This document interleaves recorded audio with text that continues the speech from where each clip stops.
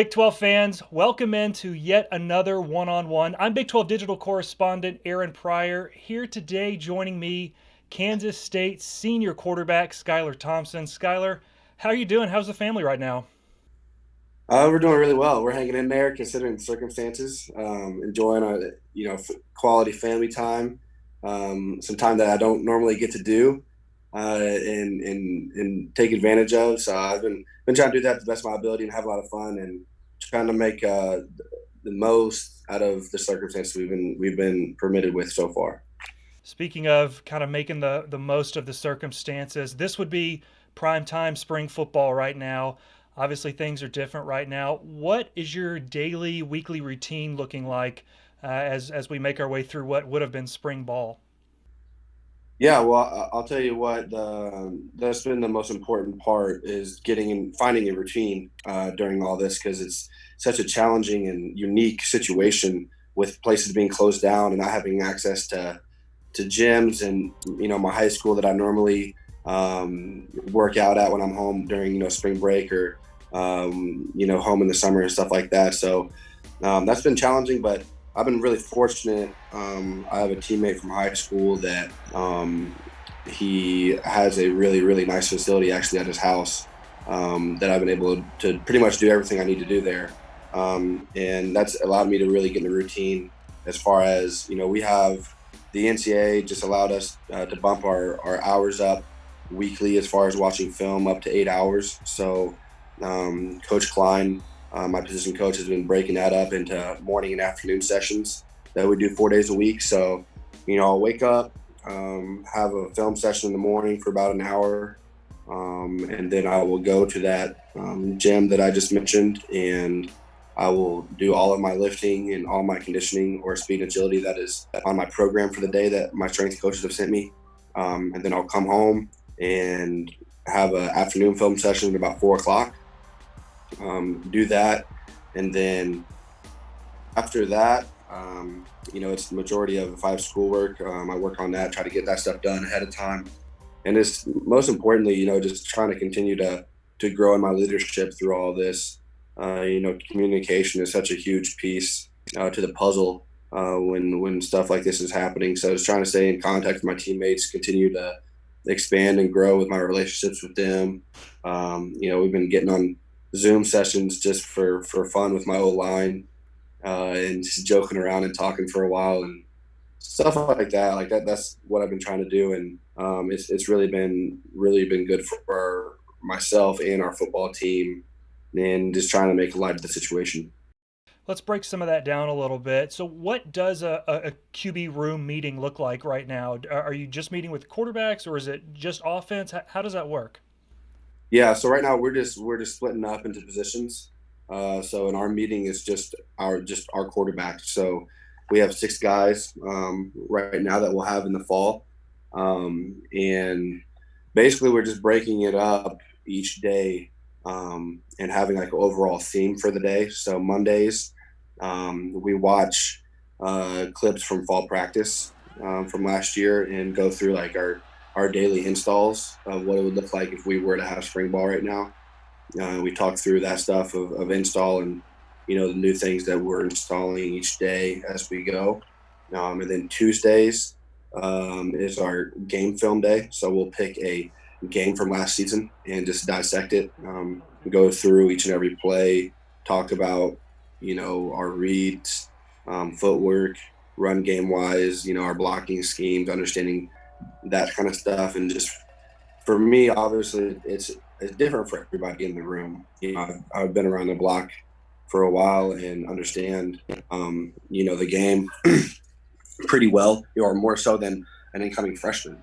So for me, it's more so like trying to ask Coach Klein third and fourth level questions as far as understanding, you know, what exactly is our mission for the play, if that makes sense, Mhm. rather than okay, I'm running power. This is my footwork. I'm under center. I got to make sure, like that stuff is pretty, I got that stuff down pretty well. So just trying to expand more, this offense have only been in it for a year. So there's still a lot of room for improvement in that aspect too. So When we talked at Media Day last season, one of the things you told me was that you were excited to play a season knowing that you were the guy. There wasn't anybody kind of over your shoulder. You were QB1 and no one could take it from you. After you've played last season now, what was that like having that, sense of freedom and that you could just go out there and play? Yeah, well, I definitely felt more relaxed and confident. Um, going into a game knowing like I can go be myself and play my game and not worry about having to get yanked out of the game. And I think for anybody in my position that has gone through that would say the same thing. It's just a matter of, and I'm not saying like I'm shy of competition or anything. Like bring that on. Like I'm a competitor and I want to win it out, fair and square, no matter what. I Mm-hmm. don't want anything ever given to me. But Right. I'd earned that this year, and our coaches have made that clear to me, and Coach Klieman did, and it's what's best for the football team. If the team doesn't understand or know who the guys are going to be behind center, and you're able to build that trust and continuity with everybody, it just makes it hard for the entire football team. So I thought not just for me, but our entire football team last year benefited from me it being known that I was going to be the starter, and it I just felt like a completely different player as far as just taking what the defense gives me, playing with confidence, making plays, taking risks, and drawing the fine line between taking the risk, taking care of the football, that kind of stuff. But just allows you to go play and not worry about everything. And Coach Klein did a great job of communicating that with me and supporting me, and so did Coach Messingham, our OC, and Coach Klein. Yeah. Like every single one of our coaches instilled that trust and belief in me, and ultimately that carried over onto the field and for our football team. I think it was probably after the Oklahoma game. I saw a tweet that was like, "Weird. Coach Kleiman won 10,000 championships in North Dakota State, and now he can beat Oklahoma. Who would have thought?" The 8-5 year that you guys had last year. What was the key to, first of all, like accepting a new coach and learning everything you had to learn in those 3 to 4 months you talked about, and then sticking together and winning games at a rate that I'm sure you would have wanted to have won more, but 8-4 in the regular season, a lot of people would take that. Yeah, yeah, 100%. Especially, um, uh, sorry, my dog is get away. Um, but no, I definitely agree 100% with what we did last year was really special. And honestly, I mean, we pay attention just like everybody does to what people in the media say and whatnot. But some people were saying we were going to win 2 games, and people had us finish in ninth, 10th in the Big 12. Like all that stuff we saw, and so did our coaching staff. But none of us cared, and we knew what we were capable of inside our locker room and in our facility, and that's all that matters. And Coach Kleiman, from day one, like that was his mindset, and always, his mission for us is that we're gonna play K-State football, and we're gonna worry about us at all times. It's never about who we're playing, what the name across the opposing team's jersey says. Like it's about K-State football, and we have to establish our identity and be true to that and never get away from it. And he said we do that, and we're going to win a lot of football games, and we're going to win championships around here.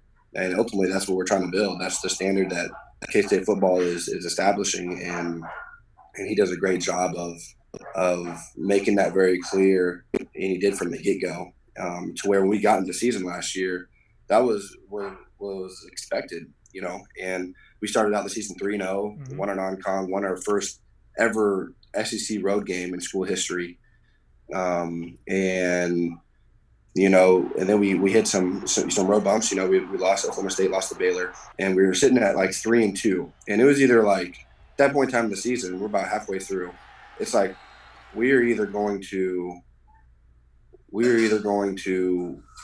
really take off from here, or we're going to tank after losing 2 games in a row. And it was a true, like, we have to decide what we're going to be made of right now. Mm-hmm. And And then you win 5 out of the next 7. exactly. And we won our 5 of our next 7 games. Beat TCU, beat Oklahoma, beat KU. Like that was, I think, after we lost that second game versus Baylor, like that was the turning point of Coach Klieman's start to K State football, because it was like it wasn't, no, we're gonna feel sorry for ourselves or all that. Like it's time to kick it in gear and go even harder than what we've been doing, and nothing's going to be given to us. And a lot of people asked me about that OU game. What did Coach Klieman tell you guys before the game, that week leading up to it? And I'll tell you what, he treated it like it was nothing different. Like he never spoke about OU. It was never about, other than number 5 team in the country. Oh, they got a lot of good players. It was like, this is who we are, this is what we're good at, and this is how we're going to beat them. And we got to execute, and we will. And that's all. Everybody in the locker room believed that we could do it. And it was never, nobody was ever worried about, who they have, or, their history of whatnot. Like we just got to be ourselves and go play and have fun and let everything take care of itself. And, that was our approach to every game. And, looking back at it, we won 8 games, and we were 9 points away from winning 11. Mm-hmm. And Keeps you going, doesn't it? yeah, yeah. So, it's always, hindsight's always 2020. But it was a very successful first year. And it had me so excited for this next one. Being a senior, my second year in the system, and having, this is the first, off season and second year in a row that I'm going to have the same offensive coordinator. So a lot of people don't, think about that. Yeah. So that's a big part in myself and our whole entire football team. And, we're just looking forward to hopefully have the opportunity to go play this fall. When you look around the Big 12, obviously you mentioned you're a senior. There's a lot of experience in the quarterback rooms around this league, especially right now. Who are a couple guys outside of Manhattan that you watch and are genuinely impressed with? Yeah, well, I'll tell you what, I watch a lot of film, and especially throughout the season. I mean, when you're watching who you're playing for that week, you're seeing the opposing team's offense, who is somebody in the conference. And there, like you said, there's a lot of good quarterback play. Guys are really talented in this league and can do pretty much anything. There are a lot of good athletes that can run, pass, everything. But I'll tell you, I mean, I really enjoy watching Sam Ehlinger play. Him, Brock Purdy, Charlie Brewer. Those 3 just off the top of my head. I think that the dude from Oklahoma State, Spencer Sanders, Mm-hmm. I think he's going to be really good too. And but this off the top of my head, Sam Ehlinger and Brock Purdy. I think starting with Sam Ehlinger, I just think that he's an experienced guy that listening to his story, growing up being a Texas fan, and him doing the things he's done there is pretty impressive. And you can just tell on social media and whatnot, he carries himself in a very, humble way, and is a good leader and does things the right way. And it's hard not to, to be a fan and support him. And same for Brock Purdy. I've heard, we were recruiting, actually. K-State was his younger brother, Chuba, I think, or Chuba, who went to Florida State. So I got to know his family actually a little bit, and when I hosted him, his younger brother, and just spoke volumes about Brock, with how his family are great people. His brother is a great guy, and just spoke volumes about the type of person that Brock is, which I already kind of had gathered and known. But he's just a very quiet dude, seems like, but he's a competitor, and he can play some ball. So that's what makes my position fun. Each and every week in the Big 12 is you're going to go and compete for some of the best in the country, and guys are going to compete. Like they're going to give you their best and do everything they can to win, which makes this game so fun. I'll get you out of here on this one, and I'm going to look at my note for it. You've got a chance to be one of 2 quarterbacks in Kansas State history to throw for 5,000 and rush for 1,000 yards. You're in the top 5 in a ton of categories in school history. What do you want your legacy to be when you're finished at Kansas State? Um, Man, that's a good question.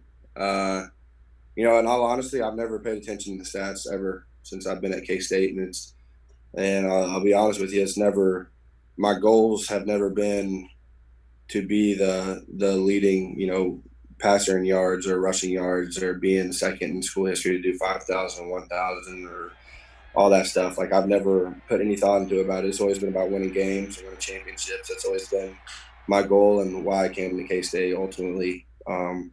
But ultimately, my legacy. I just want to be remembered as a great teammate, as a great leader, as a great person in the community. Ultimately, like that's the most important thing to me. Um, and everything else outside of that is just icing on the cake.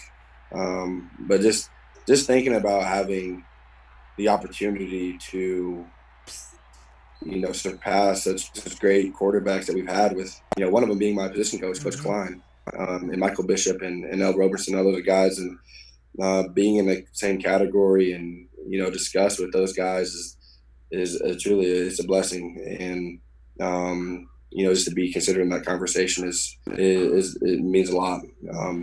And I'm looking forward to this last season. It's going to be I have a lot of confidence in my best one, and like I said, multiple times in this interview so far, just having a second year in the system, being a senior, being around for a while, having a lot of in-game experience.